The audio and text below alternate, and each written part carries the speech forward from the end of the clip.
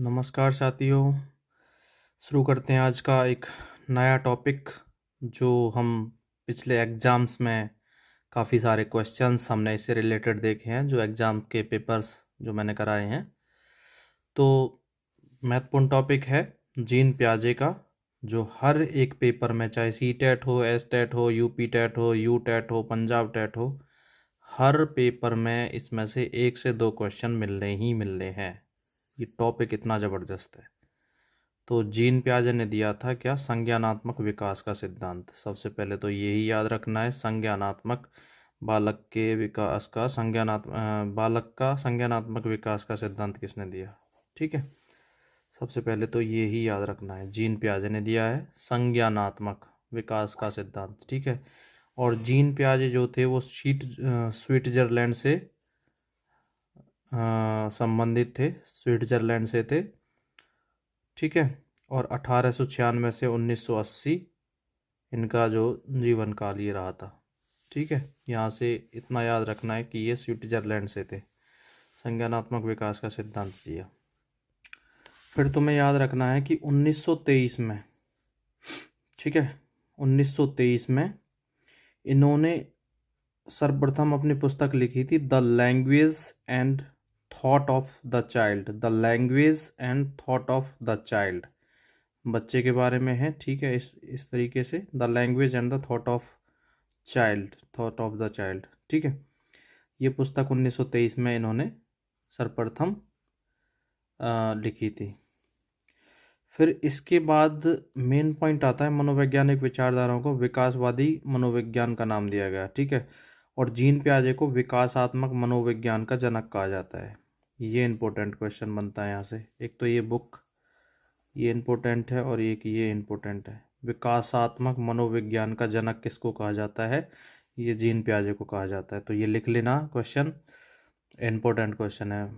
विकासात्मक मनोविज्ञान का जनक किसको कहा जाता है? वो जीन पियाजे को कहा जाता है। ठीक है, फिर बढ़ते हैं आगे। तो ये क्वेश्चन यहाँ से हो जाएगा, जीन पियाजे ने दिया विकासात्मक मनोविज्ञान, जीन पियाजे को विकासात्मक मनोविज्ञान का जनक कहा जाता है और संज्ञानात्मक विकास का सिद्धांत दिया। ठीक है, इन्होंने, जीन पियाजे ने 4 अवस्थाएं बताई हैं। ठीक है, विकास की उम्र के अनुसार 4 इन्होंने अवस्थाएं बताई हैं, जिसमें से संवेदी पेशीय या संवेदनात्मक अवस्था। ठीक है, तो सबसे पहली कौन सी है? संवेदी पेशीय या संवेदनात्मक अवस्था, जो कि जन्म से 2 वर्ष तक होती है। फिर दूसरी अवस्था इन्होंने दी है पूर्व संक्रियात्मक अवस्था, जो 2 से 7 वर्ष होती है। ये भी इम्पोर्टेंट है। तीसरी है स्थूल या मूर्त संक्रियात्मक अवस्था, मूर्त क्रियात्मक अवस्था, ये 7 से 12 होती है। और चौथी है औपचारिक क्रियात्मक अवस्था। ठीक है, ये 12 वर्ष से प्रौढ़ अवस्था तक होती है। ठीक है भाई, तो शुरू करते हैं। पहली, संवेदी पेशीय, ये नाम आ सकता है। संवेदनात्मक, ये नाम आ सकता है। इंद्रिय जनित अवस्था, ये भी आ सकता है। और इंग्लिश में बस तुम इसका एक ही नाम याद रखो, सेंसरी मोटर स्टेज, जन्म से 2 वर्ष, सेंसरी मोटर स्टेज। ठीक है, सेंसरी मोटर स्टेज जन्म से 2 वर्ष तक होती है। तो फर्स्ट वाली कौन सी थी? सेंसरी मोटर स्टेज 0 से 2 वर्ष तक होती है, 2 वर्ष, जन्म से 2 वर्ष तक। और इसकी विशेषता एक ये होती है, जन्म के समय शिशु पूर्णतः आत्म केंद्रित होता है। तो इस अवस्था में बच्चा क्या रहता है? आत्म केंद्रित, अपने आप में ही वो केंद्रित रहता है। ठीक है, और ये यहाँ पर और कुछ कहा जा सकता है, सरल रुचिकर आदतें विकसित होती हैं धीरे धीरे। वे घटना का पूर्वानुमान लगाने की सीमित योग्यता प्रदर्शित करते हैं। ठीक है, वो इस तरीके से कोई अनुमान नहीं लगा पाते, भूख लगने पर रोना, माँ के पास आने पर चुप हो जाना इत्यादि। ठीक है, और दूसरों के व्यवहारों का अनुकरण करते हैं। ठीक है, ठीक है, तो दूसरी अवस्था हम देखते हैं, पूर्व संक्रियात्मक अवस्था। ठीक है, ये होती है 2 वर्ष से 7 वर्ष तक। मोस्टली क्वेश्चन यहाँ से पुटअप किया जाता है। ठीक है, पहली वाली से भी पुटअप किया जाता है, लेकिन मोस्टली जो क्वेश्चन मैंने देखा है यहाँ से पुटअप किया जाता है। पूर्व संक्रियात्मक अवस्था कौन सी, किस वर्ष से किस वर्ष तक होती है? तो 2 से 7 वर्ष होती है। और इसको देखो, हिंदी में तो कई कई नाम रहेंगे, लेकिन इंग्लिश में हम एक चीज़ याद रख सकते हैं, इसको इंग्लिश में कहते हैं प्री ऑपरेशनल स्टेज। क्या कहते हैं? Pre operational stage. तो लिख लेना तुम, ठीक है, ऑपरेशनल प्री ऑपरेशनल स्टेज, ठीक है, ये हो जाएगी। ये होती है 2 से 7 वर्ष, इस तरीके से प्री ऑपरेशनल स्टेज। और इस अवस्था को अतार्किक चिंतन की अवस्था भी कहा जाता है, ठीक है, अतार्किक चिंतन की अवस्था। और इस अवस्था में बालक में वस्तु स्थायित्व का भाव पाया जाता है, जीववाद, सजीव चिंतन आदि गुण पाए जाते हैं।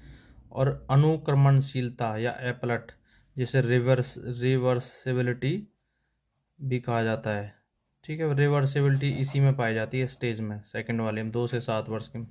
जैसे ये गिलास होता है, और देखो पानी हम इन गिलासों में दोनों में बराबर लिया, फिर हम क्या करते हैं, एक लंबा गिलास ले लेते हैं, एक चौड़ा गिलास ले लेते हैं, और बच्चे को उसमें से कहते हैं कि कौन से गिलास में ज़्यादा पानी है। तो जो पतला वाला गिलास होगा ना, जिसमें पानी ऊंचा होगा, तो जिस गिलास में पानी ऊंचा होगा वो उसको ज़्यादा बताएगा, क्योंकि उसे इस चीज़ की पहचान नहीं होती कि ये चौड़ा है इस तरीके से। तो ये ही होता है, ठीक है। फिर नेक्स्ट तीसरी स्टेज है मूर्त क्रियात्मक अवस्था, जो 7 से 12 वर्ष होती है, और इंग्लिश में कहें तो कॉन्क्रीट ऑपरेशनल स्टेज, ठीक है, कॉन्क्रीट ऑपरेशनल स्टेज 7 से 12 वर्ष होती है, ठीक है। और इसमें महत्वपूर्ण पॉइंट क्या होगा, जो रिवर्सिबिलिटी वाला वो है, जो बच्चा वहाँ पे उस चीज़ को नहीं समझ पा रहा था कि चौड़े गिलास में बराबर पानी है, चौड़े और लंबे गिलास में, वो इस अवस्था में बच्चा उस चीज़ को समझ जाता है, ठीक है। इसमें उत्क्रमणशीलता या पलट वाली का गुण विकसित हो जाता है। यहाँ वो पहचान कर पाता है कि दोनों गिलासों में पानी बराबर है, क्योंकि वो लंबा गिलास है और वो चौड़ा गिलास है, इस तरीके से वो पहचान कर पाता है, ठीक है। यहाँ से यही इम्पोर्टेंट है। फिर इन चारों अवस्था में से लास्ट ये होती है अमूर्त औपचारिक संक्रियात्मक अवस्था, जिसे फॉर्मल ऑपरेशनल स्टेज कहते हैं, ठीक है। तो ये होती है 12 वर्ष से प्रौढ़ अवस्था तक। इसमें क्या चीज़ होती है, इस अवस्था में बालक में परिकल्पनात्मक चिंतन पाया जाता है। अच्छा, मूर्त संक्रियात्मक वाली में ना बच्चे तार्किक जो चिंतन है वो करना शुरू कर देते हैं, तार्किक चिंतन, ठीक है, वो याद रखना भाई, वहाँ मेरे याद नहीं रहा था। तो उस मूर्त वाली में जो कॉन्क्रीट ऑपरेशनल स्टेज है, तीसरे वाले स्टेज में बच्चे तार्किक रूप से सोचना शुरू कर देते हैं, ठीक है। और चौथी वाली ये है, तो इसमें तार्किक रूप से तार्किक चिंतन और ये समस्या समाधान आदि सारी ये मानसिक योग्यताओं का विकास कंप्लीट हो जाता है, ठीक है। तो और वो बालक होता है निगमन तर्क नियम से उदाहरण देने के योग्य हो जाता है, ठीक है। और ये सामान्य से विशिष्ट की ओर, सूक्ष्म से स्थूल की ओर, मूर्त से अमूर्त या नियम से उदाहरण की ओर, इस तरीके से ये विकसित हो जाते हैं गुण। और पियाजे ने 4 समूहों, पहचान, इनको याद रखना, ये आ जाते हैं कि कौन सा इसमें से पियाजे ने नहीं बताया है। पहचान, निषेध, पारस्परिकता, और ये सहसंबंधात्मक परिवर्तन, ये भी दिया है इसने। और इसको INRC कहा है, देखो, आइडेंटिफाई, नेगेशन, रेसिप्रोकल और कोरिलेशन, इस तरीके से इसे बनाया है, ठीक है। और एक कुछ महत्वपूर्ण पॉइंट्स ये कह सकते हैं, जीन पियाजे ने बाल केंद्रीय शिक्षा पर बल दिया था, ठीक है। एक यहाँ से ये याद रखेंगे कि जीन पियाजे ने आत्मीकरण, समंजन, संतुलीकरण और स्कीमा, ये अवधारणाएं और दी हैं। तो इनमें से क्वेश्चन ऐसे आता है कि जीन पियाजे ने इनमें से कौन से संप्रत्यय, कौन से इनका प्रयोग शिक्षा के क्षेत्र में नहीं किया।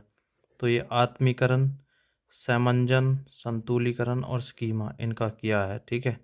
तो ये भी याद रखना, इनसे भी क्वेश्चन पुट अप किया जाता है।